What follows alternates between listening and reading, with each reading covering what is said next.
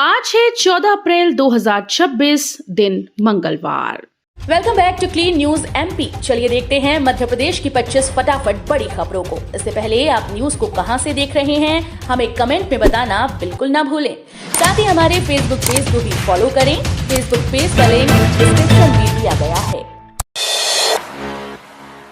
इंदौर में बनेगा एमपी का सबसे ऊंचा स्टार्टअप पार्क, 30 मंजिला इमारत तैयार। इंदौर के सुपर कॉरिडोर पर मध्य प्रदेश की सबसे ऊंची इमारत बनने जा रही है। करीब 8.2 हेक्टेयर जमीन पर बनने वाला ये स्टार्टअप पार्क 90 मीटर ऊंचा और 30 से 32 मंजिला होगा। इस प्रोजेक्ट में शॉपिंग मॉल, होटल, रेस्टोरेंट और आईटी कंपनीज के लिए आधुनिक सुविधाएं एक ही छत के नीचे उपलब्ध होंगी। इंदौर विकास प्राधिकरण इसे पीपीपी मॉडल पर विकसित करेगा। इस स्टार्टअप पार्क से लगभग 10,000 युवाओं को रोजगार मिलने की उम्मीद है, जिससे प्रदेश में आईटी और स्टार्टअप इकोसिस्टम को बड़ा बढ़ावा मिलेगा।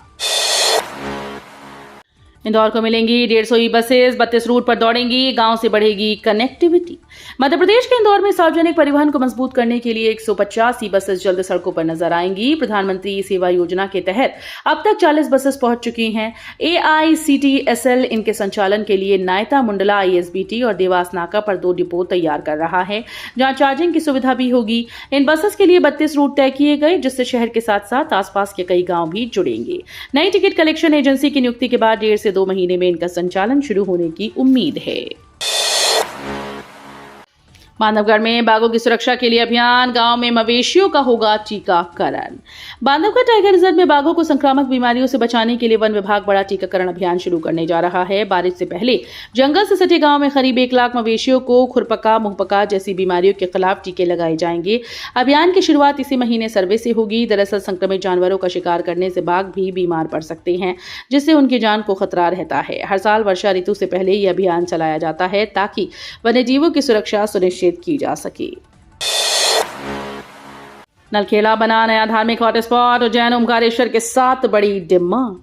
मध्य प्रदेश में उज्जैन और ओमकारेश्वर के बाद अब आगर मालवा का नलखेड़ा तेजी से उभरता धार्मिक पर्यटन केंद्र बन रहा है। यहां स्थित मां बगलामुखी मंदिर के कारण श्रद्धालुओं की आस्था बढ़ी और हर 10 में से 6 से 7 पैकेज में नलखेड़ा को शामिल किया जा रहा है।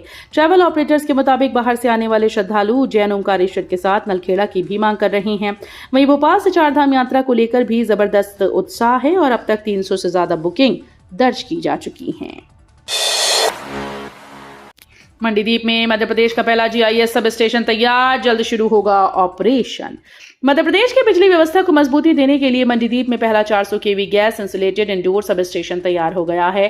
टावर इंस्टॉलेशन पूरा होते ही इसे इसी महीने शुरू किया जाएगा। इसके चालू होने से भोपाल, मंडीदीप, इंडस्ट्रियल एरिया, मिसरोद और MP नगर में बिजली सप्लाई अधिक स्थिर और भरोसेमंद हो जाएगी। अभी तक राजधानी की हाई कैपेसिटी सप्लाई सूखी सेवनिया सब स्टेशन पर निर्भर थी, लेकिन नए सब स्टेशन से लोड संतुलन बेहतर होगा। मध्य प्रदेश कांग्रेस में 4 दिन की सख्त समीक्षा, जिलाध्यक्षों का होगा हिसाब किताब। मध्य प्रदेश कांग्रेस अब संगठन को मजबूत करने के लिए सख्त कदम उठाने जा रही है। 15 से 18 अप्रैल तक जिलाध्यक्षों के कामकाज की विस्तृत समीक्षा की जाएगी, जिसमें पिछले 8 महीनों के प्रदर्शन का पूरा हिसाब लिया जाएगा। पार्टी ने साफ कर दिया कि अब पद नहीं, काम की पहचान तय करेगा। इस दौरान कमजोर प्रदर्शन करने वालों पर कार्रवाई भी हो सकती है। संगठन सृजन अभियान के राष्ट्रीय प्रभारी चलावामसी चंद्र रेड्डी भोपाल में 4 दिन तक रहकर 71 जिला अध्यक्षों से सीधा संवाद करेंगे और रिपोर्ट तैयार करेंगे। MP कैबिनेट की बड़ी सौगात, 19,810 करोड़ के विकास कार्यों को मंजूरी। मध्य प्रदेश में मुख्यमंत्री डॉक्टर मोहन यादव की अध्यक्षता में हुई कैबिनेट बैठक में बड़े फैसले लिए गए। बैठक में 19,810 करोड़ रुपए के जनहित और विकास कार्यों को मंजूरी दी गई। सागर में 286 करोड़ रुपए की सिंचाई परियोजना को भी स्वीकृति मिली। इसके साथ ही 8 नए वन स्टॉप सेंटर खोलने का निर्णय लिया गया, जो विभिन्न जिलों में स्थापित होंगे। महिला और बाल विकास विभाग की योजनाओं Beti Bachao Beti Padhao, one stop centre और महिला हेल्पलाइन 181 के लिए 240.42 करोड़ रुपए की निरंतरता को भी मंजूरी दे दी गई है। महू में अंबेडकर जयंती पर विशाल समागम, CM मोहन यादव होंगे शामिल। संविधान निर्माता डॉक्टर भीमराव अंबेडकर की जयंती 14 अप्रैल को मध्य प्रदेश के महू में श्रद्धा और उत्साह के साथ मनाई जा रही है। उनकी जन्मस्थली स्थित भव्य स्मारक पर विशाल समागम का आयोजन किया जाएगा, जिसमें मुख्यमंत्री डॉक्टर मोहन यादव विशेष रूप से शामिल होंगे। कार्यक्रम को लेकर अनुयायियों के आगमन का सिलसिला शुरू हो गया और पूरे क्षेत्र में उत्सव जैसा माहौल है। श्रद्धालुओं के लिए आवास, भोजन और पेयजल की विशेष व्यवस्था की गई। वहीं अनुयायियों का पारंपरिक और मौसमी व्यंजनों से स्वागत किया जा रहा है। कूनो में चीतों के शावकों का होगा नया नामकरण, अब नंबर से होगी पहचान। मध्य प्रदेश के कूनो नेशनल पार्क में चीतों की संख्या लगातार बढ़ती जा रही है और अब 57 पहुंच गई है। हाल ही में मादा चीता द्वारा 4 शावकों को जन्म देने के बाद नए नामकरण की तैयारी शुरू हो गई। पहले जहां चीतों के नाम गामिनी, मुखी और ज्वाला जैसे रखे जाते थे, अब नए शावकों की पहचान 2 अंकों के नंबर से होगी। ये नामकरण टाइगर की तर्ज पर किया जाएगा। कूनो प्रबंधन ने प्रस्ताव चीता स्टीयरिंग कमेटी को भेजा, जिससे उनकी वंशावली और ट्रैकिंग आसान हो सके। विदिशा मेडिकल कॉलेज में 177 नए डॉक्टर्स को मिली डिग्री, स्वास्थ्य सेवा को मिले नए हाथ। मध्य प्रदेश के विदिशा स्थित अटल बिहारी वाजपेयी शासकीय मेडिकल कॉलेज में शनिवार को दीक्षांत समारोह आयोजित किया गया, जहां करीब 170 नए स्नातक डॉक्टर्स को डिग्रीज प्रदान की गईं। इस अवसर पर कॉलेज परिसर में उत्साह का माहौल रहा। इन नए डॉक्टर्स के शामिल होने से प्रदेश की स्वास्थ्य सेवाओं को और मजबूती मिलने की उम्मीद है। सभी स्नातकों ने सेवा भाव के साथ मरीजों की निष्ठा से सेवा करने का संकल्प लिया। कार्यक्रम में शिक्षकों और अभिभावकों ने भी विद्यार्थियों की उपलब्धि पर गर्व जताया। रायसेन कृषि मेले में सियासी विवाद, जीतू पटवारी को रोके जाने का आरोप।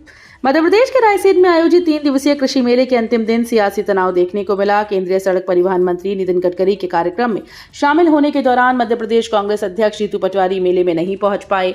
पटवारी ने आरोप लगाया कि उन्होंने बार-बार शामिल होने की इच्छा जताई, लेकिन प्रशासन ने अनुमति नहीं दी और पुलिस ने उन्हें रास्ते से ही वापस लौटा दिया। उन्होंने कहा कि सरकार नहीं चाहती थी कि वे कार्यक्रम में पहुंचे। उज्जैन सिंघस की तैयारियां तेज, ट्रैफिक और भीड़ प्रबंधन पर पुलिस का फोकस। मध्य प्रदेश के उज्जैन में आयोजित होने वाले सिंघस महापर्व को लेकर पुलिस प्रशासन ने तैयारियां तेज कर दी। पुलिस अधीक्षक प्रदीप शर्मा की अध्यक्षता में हुई अहम बैठक में ट्रैफिक व्यवस्था, पार्किंग, सुगम दर्शन और भीड़ नियंत्रण पर विस्तार से चर्चा की गई। अधिकारियों ने कहा कि करीब 30 करोड़ श्रद्धालुओं के आगमन को देखते हुए सभी व्यवस्थाओं को पहले से मजबूत किया जा रहा है, ताकि श्रद्धालुओं को किसी प्रकार की असुविधा न हो। अधिकारियों की सुस्ती से विकास परियोजनाएं अटकी, राज्य पर 687 करोड़ का अतिरिक्त बोझ। मध्य प्रदेश में विकास योजनाओं की रफ्तार एक बार फिर से सवालों के घेरे में है। नियंत्रक और महालेखा परीक्षक यानी सीएजी की ताजा रिपोर्ट ने बड़ा खुलासा किया। रिपोर्ट के अनुसार लोक निर्माण विभाग, नर्मदा घाटी विकास प्राधिकरण और नगरीय प्रशासन समेत 3 विभागों की 22 परियोजनाएं समय पर पूरी नहीं हो सकी। अधिकारियों की लापरवाही और देरी के चलते इन योजनाओं की लागत बढ़कर राज्य के खजाने पर 687 करोड़ रुपए से ज्यादा का अतिरिक्त बोझ डाल चुकी है। मध्य प्रदेश में दूध उत्पादन में 25% की छलांग, बन सकता है देश का नंबर 2 राज्य। मध्य प्रदेश में दुग्ध उत्पादन के क्षेत्र में तेजी से प्रगति देखने को मिल रही है। पिछले 1 साल में प्रदेश में दूध उत्पादन में करीब 25% की बढ़ोतरी दर्ज की गई। मुख्यमंत्री डॉक्टर मोहन यादव की अध्यक्षता में हुई कैबिनेट बैठक में ये ताजा आंकड़े पेश किए गए। बैठक में कई अहम फैसलों पर भी मुहर लगी, जिनमें 286 करोड़ की लागत वाली एक नई सिंचाई परियोजना को मंजूरी शामिल है। मध्य प्रदेश में बड़ी फसल आगजनी की घटनाएं, किसानों को भारी नुकसान। मध्य प्रदेश में गेहूं की खड़ी फसल में आग लगने की घटनाएं तेजी से बढ़ रही हैं, जिससे किसानों को भारी नुकसान झेलना पड़ रहा है। पिछले 15 से 20 दिनों में कटनी, जबलपुर, रायसेन, सतना, शिवपुरी जैसे जिलों से फसल जलने के कई मामले सामने आए। ताजा घटना कटनी के झीमरखेड़ा क्षेत्र के ग्राम मुरवारी की है, जहां अचानक लगी आग ने कई किसानों की पूरी फसल को राख कर दिया। सागर यूनिवर्सिटी की छात्राओं का कमाल, एनसीसी बेस्ड कैडेट कंपटीशन में टॉप रैंक। सागर यूनिवर्सिटी की छात्राओं ने एक बार फिर से प्रदेश का नाम रोशन किया। 7 एमपी बटालियन की एनसीसी गर्ल्स कैडेट्स प्रथा सिंह और विदित चौबे ने अखिल भारतीय स्तर पर आयोजित बेस्ट कैडेट प्रतियोगिता में शानदार प्रदर्शन किया। प्रथा सिंह ने देश भर में दूसरा स्थान हासिल किया, जबकि विदित चौबे ने कथक और बुंदेली लोक नृत्य के जरिए चौथा स्थान प्राप्त किया। ये पहली बार है जब यूनिवर्सिटी की कैडेट्स ने इतनी बड़ी उपलब्धि हासिल की है। एमपीपीएससी प्रीलिम्स 2026 में सख्ती, 90 मिनट पहले पहुंचना होगा केंद्र। मध्य प्रदेश लोक सेवा आयोग ने राज्य वन सेवा प्रारंभिक परीक्षा 2026 के लिए सुरक्षा व्यवस्था सख्त कर दी। अब सभी अभ्यर्थियों को परीक्षा केंद्र पर 90 मिनट पहले रिपोर्ट करना अनिवार्य होगा। आयोग के अनुसार 3 स्तर की जांच, मेटल डिटेक्टर, सामान चेकिंग और बायोमेट्रिक पहचान से गुजरना होगा, जिसमें प्रति अभ्यर्थी 5 से 7 मिनट लगेंगे। परीक्षा शुरू होने से 30 मिनट पहले केंद्र में प्रवेश पूरी तरह से बंद कर दिया जाएगा। 4 माह से वेतन बंद, रोजगार सहायकों पर आर्थिक संकट। जिले में पंचायत स्तर पर काम करने वाले रोजगार सहायकों की हालत इन दिनों बेहद खराब हो गई है। पिछले 4 माह से वेतन न मिलने के कारण उन्हें गंभीर आर्थिक तंगी का सामना करना पड़ रहा है। मनरेगा सहित कई सरकारी योजनाओं को जमीन पर लागू करने वाले ये कर्मचारी अब अपने ही परिवार का भरण पोषण करने में असमर्थ हो रहे हैं। जिले में करीब 220 रोजगार सहायक कार्यरत हैं, जिन्हें लंबे समय से भुगतान नहीं मिला। मध्य प्रदेश में समान नागरिक संहिता की तैयारी तेज, कैबिनेट ने समिति गठन को दी मंजूरी। मध्य प्रदेश में समान नागरिक संहिता लागू करने की दिशा में बड़ा कदम उठाया गया। मुख्यमंत्री मोहन यादव की अध्यक्षता में हुई कैबिनेट बैठक में 5 सदस्यीय समिति के गठन को मंजूरी मिल गई। ये समिति उत्तराखंड और गुजरात के कानूनों का अध्ययन कर 60 दिन में अपनी रिपोर्ट देगी। बैठक में विधि और विधायी विभाग को आवश्यक प्रक्रिया के लिए अधिकृत किया गया। साथ ही राज्य में विकास और जन कल्याणकारी योजनाओं के लिए 19,810 करोड़ रुपए की स्वीकृति भी दी गई। बजट के अभाव में आज की मुख्यमंत्री ई रिक्शा योजना, 3,500 हितग्राहियों को लाभ पर संकट। प्रदेश में ऑटो चालकों की आय बढ़ाने और प्रदूषण कम करने के उद्देश्य से शुरू की गई मुख्यमंत्री ई रिक्शा योजना फिलहाल बजट के अभाव में अटक गई। इस योजना के तहत पहले चरण में 3500 हितग्राहियों को लाभ देने का लक्ष्य रखा गया था। सरकार के द्वारा ब्याज में सब्सिडी देने का प्रावधान भी किया गया, लेकिन अब तक इसके लिए बजट जारी नहीं हो सका है। इससे योजना का क्रियान्वयन रुका हुआ है और हजारों संभावित लाभार्थियों को इंतजार करना पड़ रहा है। जबलपुर में जमीन घोटाला, बिना मंजूरी धड़ल्ले से काटे जा रहे प्लॉट, प्रशासन मौन। जबलपुर में सर्कल रेट बढ़ने के बाद अवैध कॉलोनीज का कारोबार तेजी से फैल रहा है। बाईपास और रिंग रोड से लगे पाटन, कटंगी, बरेला, बरगी, पनागर क्षेत्रों में बिना अनुमति कॉलोनीज विकसित कर प्लॉट बेची जा रहे हैं। आरोप है कि बिल्डर किसानों की जमीन का एग्रीमेंट कर लाखों में प्लॉट बेच रहे हैं और नामांतरण भी करा रहे हैं। हैरानी की बात यह है कि प्रशासन और संबंधित विभागों को इसकी भनक तक नहीं लगी है। कटनी में मानव तस्करी का भांडाफोड़, 163 बच्चों को ट्रेन से ले जाते 8 आरोपी गिरफ्तार। कटनी रेलवे स्टेशन पर पुलिस ने बड़ी कार्रवाई करते हुए 163 बच्चों को संरक्षण में लिया है। ये बच्चे बिहार के अररिया जिले के बताए जा रहे हैं, जिन्हें महाराष्ट्र, कर्नाटक, गुजरात के मदरसों में ले जाया जा रहा था। इस मामले में 8 लोगों को गिरफ्तार कर मानव तस्करी का केस दर्ज किया गया।